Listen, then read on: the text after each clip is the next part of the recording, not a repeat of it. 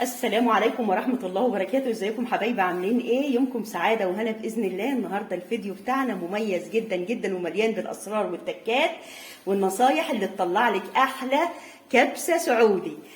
بصوا من الآخر وزي ما قال الكتاب. يلا بينا عشان نشوف المقادير وطريقة التحضير. أول حاجة حبايب قلبي، سخنت الحلة كويس قوي قوي قوي وسخنت المادة الدهنية وهنزل بالفراخ زي ما انتم شايفين، ولازم اسمع الصوت اللي انتم سامعينه دوت علشان اضمن ان الفراخ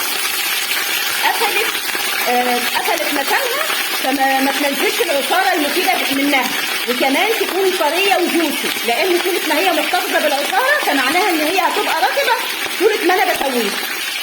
وهنا يا حبايبي هبدا اقلب الفراخ بسم الله ما شاء الله اهي.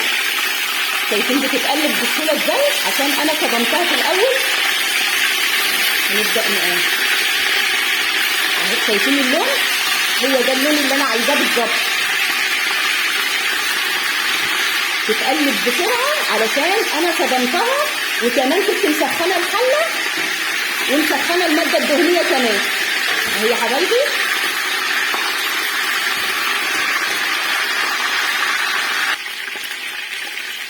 دلوقتي يا حبايبي هبدا اطلع ودي تاني رصه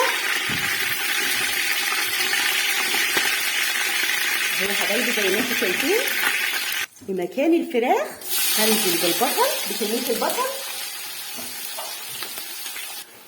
واول حبايبي ما البصل دبل معايا، انا مش عايزاه يتحرق ويقلب على تقليه، ولكن عايزاه ينزل الماده المسكره اللي فيه. وده هيحصل لما نوطي النار. والسبب الثاني ان انا احط الملح عليه، وده هيساعد جدا مع وطيان النار ان هو ينزل الماده المسكره اللي بداخله.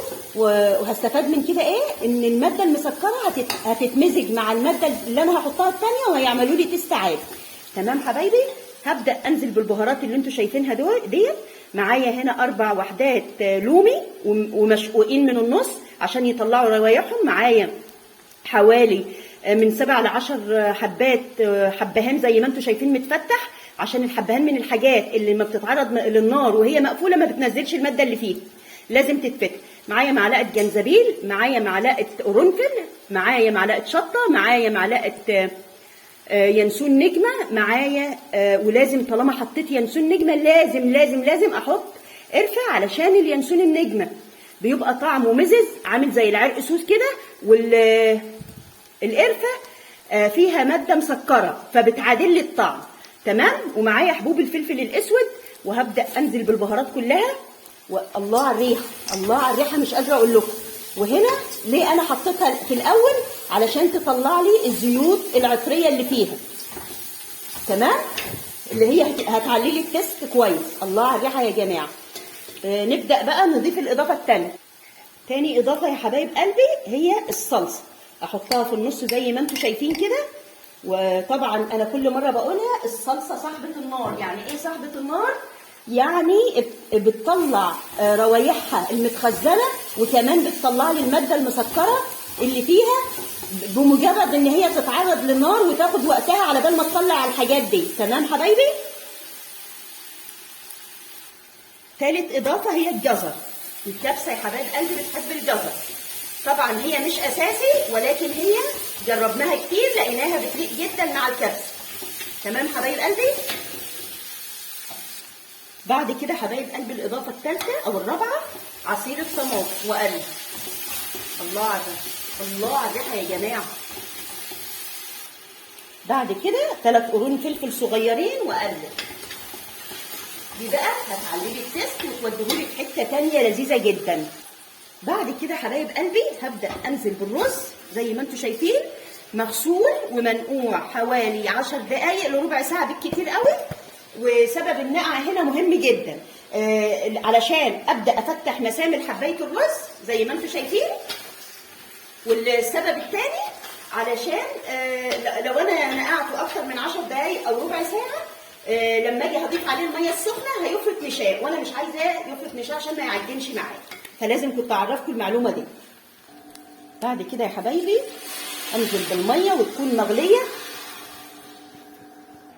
كل كوبايه رز بسمتي بتاخد كوبايتين ميه. الرز البسمتي بيحب الميه عن الرز البلدي حبايب قلب. هنا حطينا الميه مغليه، وهبدا ارص الفراخ بقى فوق الوجه، فوق الوش، وابدا اغطي عليها النار ونشوف الخطوه الجايه ايه.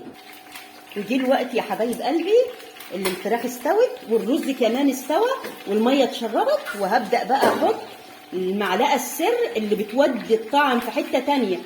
معلقه توم كبيره بحطها في النص كده اهو، وهوطي النار وزي ما اكون بدفنها اهي يا حبايبي، وهوطي النار جدا عشان الرز يكمل سواه.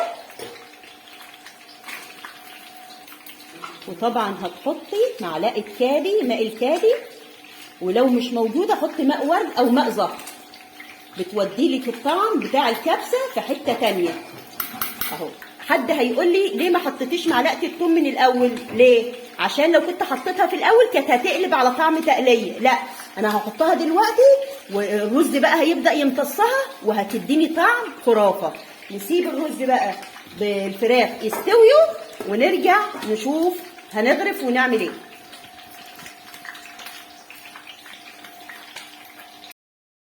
وزي ما انتم شايفين حبايب قلبي غرفنا الكبسه السعودي اللي على حقه بالاصول، والطعم جنان بجد، والفراخ دايبه دوب، والرز مستوي ومفلفل زي ما انتم شايفينه، ولا حبايه معجنه. امشوا على النصايح والاسرار والتكات اللي قلتها لكم. ما تنسوش تعملوا لي لايك وشير وسبسكرايب، والسلام عليكم ورحمه الله وبركاته.